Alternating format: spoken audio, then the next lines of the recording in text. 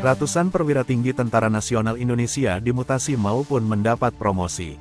3 jenderal yang pernah berada di circle atau lingkaran dekat Presiden Joko Widodo juga turut dipromosikan. Mutasi ini berdasarkan keputusan Panglima TNI nomor Kep. 851, 7, 2024 dan hasil sidang Wanjakti pada tanggal 18 Juli tahun 2024. Total ada 256 perwira tinggi, Pati, TNI yang terkena mutasi dan promosi, serta ada yang memasuki masa purna tugas. Sementara 3 jenderal yang mendapat promosi jabatan diantaranya Pangdam Jaya Maijen Muhammad Hasan, yang akan menjabat Panglima Kostrat TNI AD.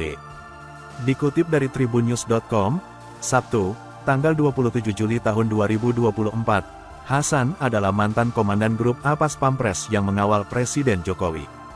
Kemudian, ada Sekretaris Militer Presiden, Sesmilpres, dan Prai Adi Makayasa Akmil 1997, Maijen Rudi Saladin yang dipromosikan menjadi Pangdam V, Brawijaya.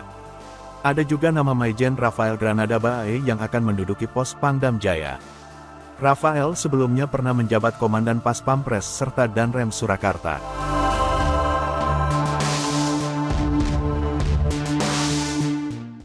Download Tribun X sekarang, menghadirkan lokal menjadi Indonesia.